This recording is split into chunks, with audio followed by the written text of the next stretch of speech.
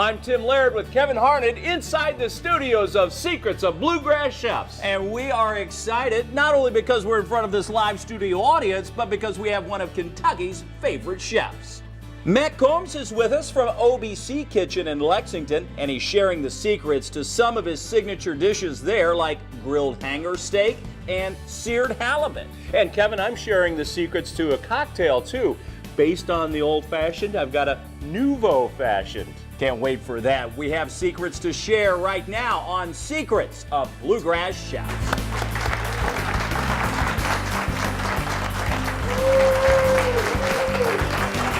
Hi, everybody, and welcome to Secrets of Bluegrass Chefs. I'm Kevin Harnett. This is the show that takes you out to eat behind the scenes, into the minds of Louisville's great chefs and chefs from across the Commonwealth. And today, we have a great show for you. In fact, today in Kitchen Studio, one of the top chefs from Lexington is with us. Matt Combs runs the kitchen at OBC Kitchen. OBC stands for Old Bourbon County. It's the mark that Kentucky bourbon makers use to stamp on their barrels before sending them down the Mississippi. And now these days, it's still a mark of excellence. OBC Kitchen is known for its huge selection of top-shelf bourbon and first-rate food to pair with it. Today, we'll get the secrets to Chef Matt's grilled hanger steak, served with Cabernet onion marmalade, plus seared halibut with potato crab hash cake and sweet corn bisque. It doesn't get any more Kentucky proud than that. We'll get to cooking in just a minute, but as always, we like to first introduce you to our CEO, Chief Entertaining Officer, Tim Laird. Hello, Kevin! Hi, Jimmy. How are you? See you. Great to be here.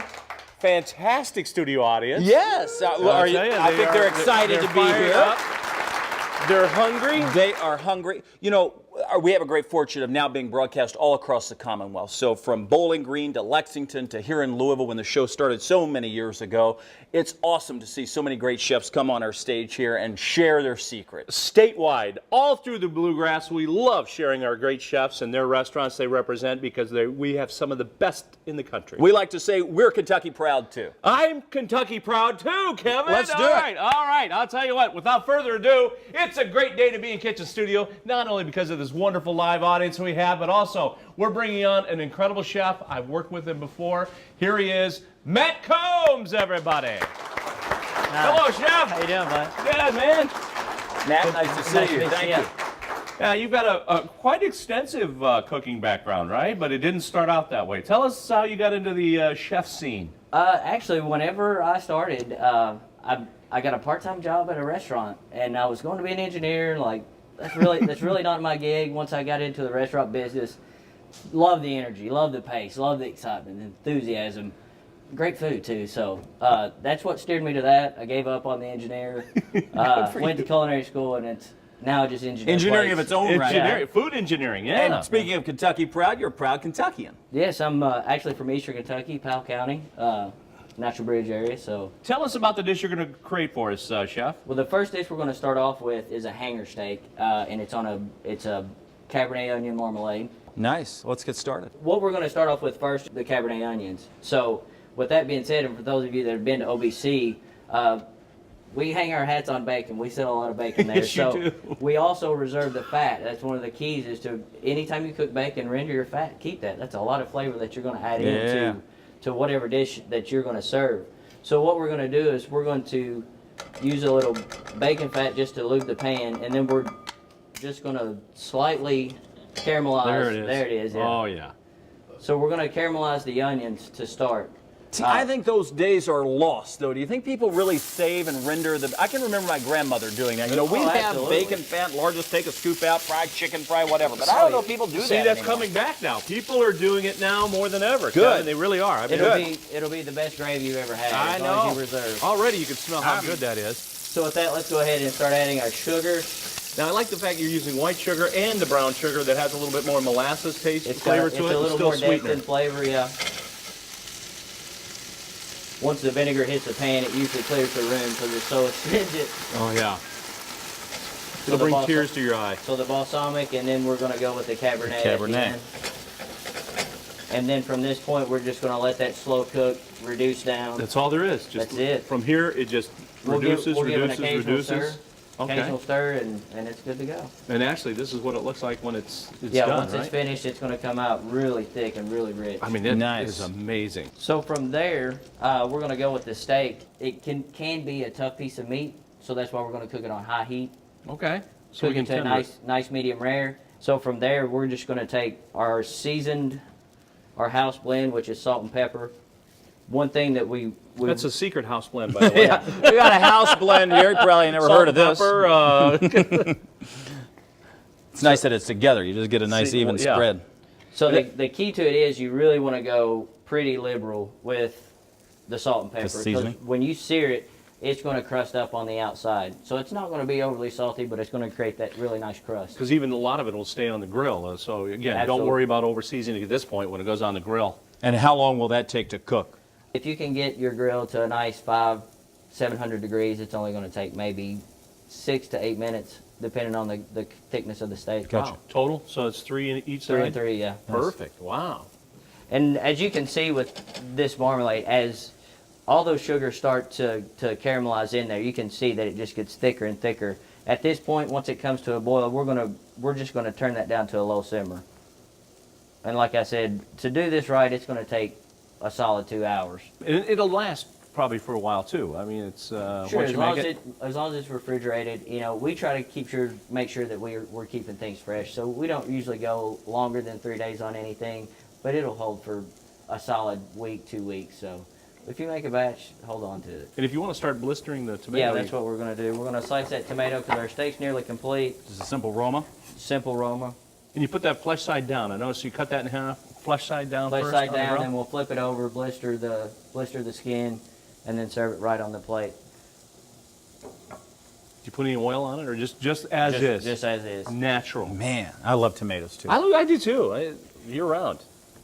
But I'll tell you, when they're in season, nothing better. Okay, I think we're about ready. We can go ahead and take this off. Let's do it. All right. One thing about once you cook your steaks, as long as you let them rest, it's going to allow the juices to kind of redistribute within the steak.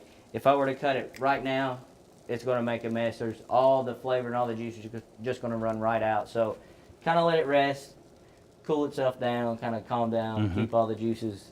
So we're going to So here goes the. tomatoes on the plate. Then we're going to Beautiful. go with this nice, thick, rich. God, that is thick, and there's got to be just tons of Now, is flavor that in served just cold? Do you We'll serve it heated? It's Yeah. just slightly warm. Got it. Looks great. It does. All right. Let's go ahead and cut this. And as you can see, when you start looking at this steak, you see exactly where the fibers are. So we're going to go just directly across. Okay. Across, but you get a nice little angle, so Yeah. you get a little larger piece out of that.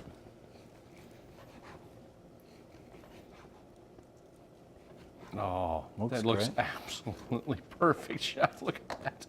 And you can see as it rested, some of the juice came out. The longer you rest it, the more you're going to retain that. Straight on top there. And then, like I said, we're going to finish with the Bernays butter. We typically keep this just slightly warmer than this, so that way but it's going to melt directly over top of this steak. Boy, that's going to give it just some added little flavor. Nice little sheen on top. That's going to look good. Oh, Yeah, it melts down. That's great. There we go. that looks beautiful, Chef. Let's just finish it with a little bit of fresh thyme. It's about time. That's all it About takes is time. time. And there it is. There it is, Chef. Unbelievable. That looks great. Someone's going to get a taste of that, right, Kevin? Yeah, I mean, looks are one thing, but we all know they can be deceiving. We're going to put the chef to the test. We'll have a studio audience member come and take a taste, and you have more secrets to share. We got a few more coming up. All right. We look forward to that. And Tim, you're shaking up something too. I've got something special, a nouveau fashion. We'll see what that means coming up on Secrets of Bluegrass Chef.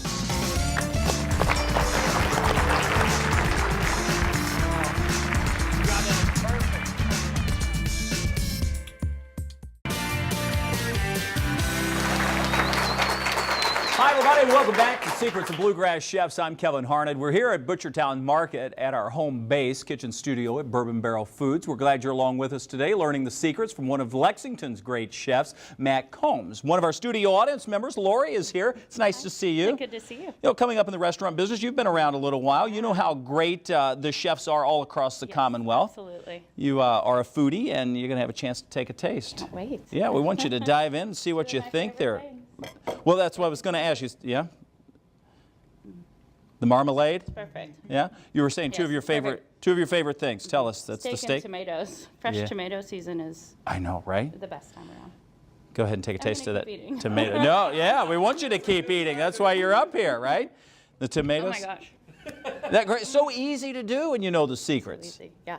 Lori, thank Salt you and for pepper. It's perfect. Right? Appreciate you being here Thank today. you so Thanks for much. supporting Yeah, the show so much. absolutely. That's yours to enjoy. The studio audience here always has a chance to take a taste. If you want to be a member of the studio audience, easy to do. You can find tickets as a culinary tour through Mint Julep Tours. Tim, come on in here. I know right. you're always sharing secrets too. I am too. I'm going to show you another one of my favorite things too, bourbon. I'll tell you, I had a chance to go to OBC and to their bar, and they make some incredible cocktails. I mean, craft cocktails. These craftsmen know what they're doing, and I had an old-fashioned there, which was absolutely fantastic, very traditional. So what I thought, in honor, I would do a little twist on the old-fashioned, and here's how it goes. Basically, an old-fashioned glass, which is a rocks glass, basically, with ice. I'm going to put in about 1.5 ounces of Old Forester. Now, traditionally, yeah, that was... Or a half bottle, whatever comes first. Yeah, that was about 1.5 ounces. Anyway, now traditionally an old-fashioned is just bourbon, sugar, and a little bit of citrus. Okay. Traditionally orange. So I'm going to add a little twist. I'm going to put a little orange liqueur, kind of kick up that orange base to it. So just about 1/4 ounce of a good orange liqueur goes in. And then about 1/4 ounce, I'm still going to use a little sweetener. I don't need a lot because there's still a little bit of sweetness in the orange liqueur. So about 1/4 ounce of my simple syrup goes in. Nice. And then I'm going to use orange bitters. Traditionally, aromatic bitters goes into an old-fashioned. Again, this is kind of playing on the orange theme. I'm going to do a couple of dashes of orange bitters. A little bit goes a long way. It does, and they really make a difference. And I just want to give this a quick little stir like this. Then finally, and this is an important step, I like an orange peel, but I want to release the oils, kind of just give it a good squeeze over the drink, and then it's called expressing the oils in the orange, and then give it a rub around the glass, because when you take a sip, you want that orange flavor to come out. By the way, you can smell that orange just from that squeezing. Right. So cheers. Here's to the nouveau fashioned. Nice. That is good. It is nice, delicious. Yeah. I mean, he did a good job again, Tim. I don't know how you do it. Time and again. Practice. Practice makes perfect. Well, just better make sure, though. Like the good chef, you got to taste the soup. I thought it might be a little overpowering with a lot of, the oranges, but no, it's very good. Yeah, it's very nice. It's good. And we're not overpowering the bourbon either. We're letting the Old Forester shine and come out. That's the key. Because that's another secret to an old-fashioned. You don't want to put in all this other stuff. And I know a lot of people put cherries and lemon lime soda. No, you want the bourbon the to star stay of the show, nice right little there. citrus. Well, one more. Okay, and then we'll get back to cooking. That's very good. Nice tips there. That's hard to put down. But anyway, we've got to, because we've got Matt Combs. Well, and you mentioned OBC and the bar that they have there, top shelf bourbons. I mean, like 300 plus. It really is something to see. So, yeah, you all are no shortage on bourbon over in Lexington either, right? It's true. So it's pretty much the heart of the bluegrass there. What are we fixing next, Matt? You've certainly wowed Lori with the hanger steak there. So that was the next plus. course, typically we go fish first, then steak, but we're doing this a little backwards. So we got the halibut with a sweet corn bisque. We're doing a crab and potato hash that it's going to rest upon. Nice. We're standing here just for the halibut. Where do we start? Oh, I knew there was going to be a halibut. Okay, so we're going to start with the cake first. It tends to take the longest. So what I've done here is I've pre-prepared. I'll do a small dice on my potatoes, and then we'll blanch them at a low temperature in the fryer just to bring the starches out, just so they start to bloom. Kind of the same concept of when you cook your French fries at a lower temperature and blanch them, bring them out, drop them again, and you get the nice crispy fries. Crispy on the outside. Another secret. This is a good idea. Same deal with these potatoes, because we want a nice crisp crust on this potato hash. So with that, we're going to start with just a little bit of butter. So once we just get the butter melted down, When you start with the pan hot first, Hot then pan then the first, butter yeah. goes in. then we don't want to get it to a brown butter stage, but we definitely want it to just to get to the point where it's not just melted butter. And you can smell it, kind of gives this nutty flavor once you does. start cooking the butter. With that being said, we're going to add minced onions and minced garlic. It's kind of the deal where this is going to be a lot of the flavor component of the dish. Once you start to caramel or start to sweat those onions, you know, onions are an aromatic just like garlic, so it really brings a lot of the punch and a lot of the flavor to, you know, something as bland as a potato can be. So And I love garlic and onions together. It's just, and butter, of course. You gotta have butter that. makes it better. okay, just as those start to sweat, you can see that they just start to turn translucent. From there, we're going to go ahead and add our blanched potatoes. And again, blanch them first, then go into the hot oil or butter at this case, and then because I really do want a crunch on the outside, Kevin. I don't like mushy potatoes. So once we start to kind of finish the cooking process of this potato, right before we're finished, we're going to add some jumbo lump crab meat in that. Oh, wow. That's our crab hash. Once we add the crab meat in, we're not really trying to cook that from that point. We're going to take it off the heat, and then we're going to form. And in the restaurant, we form it with a ring mold. So we end up with a finished product that looks like this. Okay. Oh, that's cool. But with that being said, you can, once you get to that process, if you just want to sear it on a flat top and do it like a traditional hash where it's still kind of loose and put the fish on if you don't want to go through the trouble. But this gives a great presentation on the finished dish. I was going to say, that's a nice presentation with the fish. But again, at home, this is a way to go if you want to. Actually, this would be great for breakfast I'm in the just morning. thinking, yeah, Put who some needs eggs that? on top of that. I'm going. This is how I'm going to do the potatoes from now on. That's nice. That is great. It just it smells so good. So that cooks down. The premise of that is to get it and then put the crab in? Yeah, All once right. those starches start to really come out, then it's going to allow it to kind of bind together, and that allows us to form that cake. All right. So like I said, just from this point, mix that through. We really don't want to cook it much more than that. Now, how you said the potatoes were blanched? Were they cooked completely? So it was. We dice the potatoes and then we cook them for about 3 minutes Okay. on 300 degrees in the oil. They're not raw, but they're not fully cooked either. They're Okay. just the outside. It's kind of an al dente. If you look in the center, you can still see where it's raw in the center, but the outside's nice and cooked. And like I said, we'll remove this from the heat, let it rest until it's long enough that we can actually put our hands on it and make the nice press. So once we have all that, up next just is the halibut. Next is a halibut. All right, we're going to do that when we come back from the commercial break. Tim, we're learning the secrets from Matt Combs right here from OBC. I'm loving it. We're going to love more of it when we come back on Secrets of Bluegrass Chefs. What a great idea, man.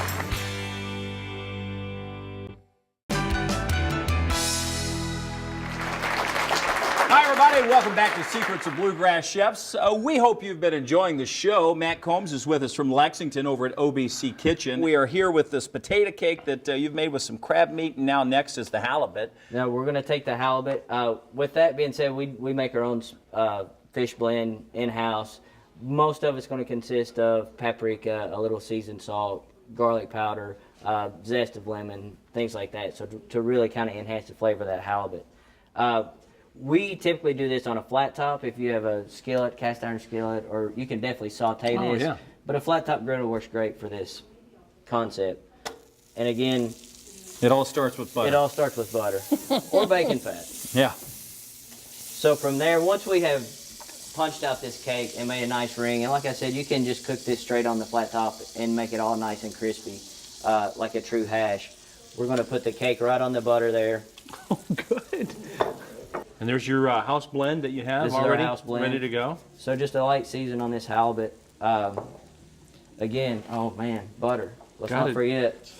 I wasn't going to let you forget, Matt. I was going to say, hold the halibut, bring on the butter.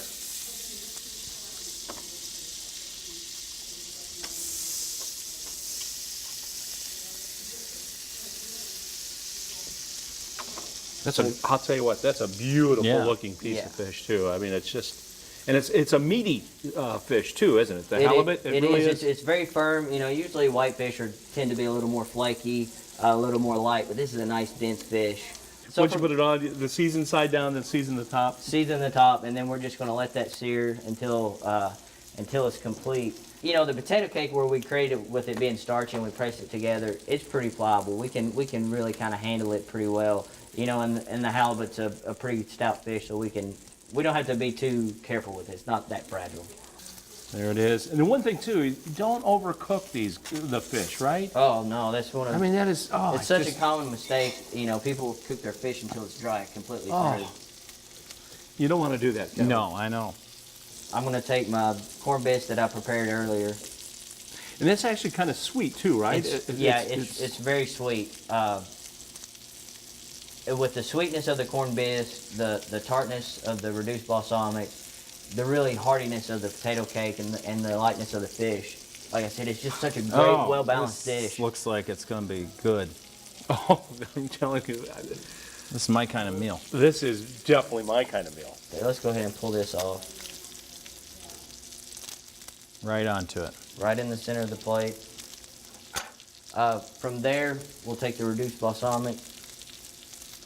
And this is where the artistic freedom comes in. We just make it look nice. Look at Matt. You not only engineering school, but maybe art school. Did you have some? I'm great at stick figures. Yeah. Okay, so our fish is there. Oh, Look at that. finish it off Okay. with a little. We got some Micros? some microgreens that we just top it off with. That's brilliant. And there we go. A little That pop of color. looks great. about that? Oh man. Matt Combs, everybody. What a great chef. What a great restaurant. Doing things right. Dishes like this and others, you gotta go. Absolutely. Appreciate you being here, Thanks Matt. so Thank much you for very Thanks, much. Matt. It's time for us to say goodbye. We'd like to thank our studio audience for being here. We'd like to thank you for watching. For Tim Laird, I'm Kevin Harnett, and we'll see you next time on another great edition with one of the area's best chefs on Secrets of Bluegrass Chefs. Oh. Absolutely.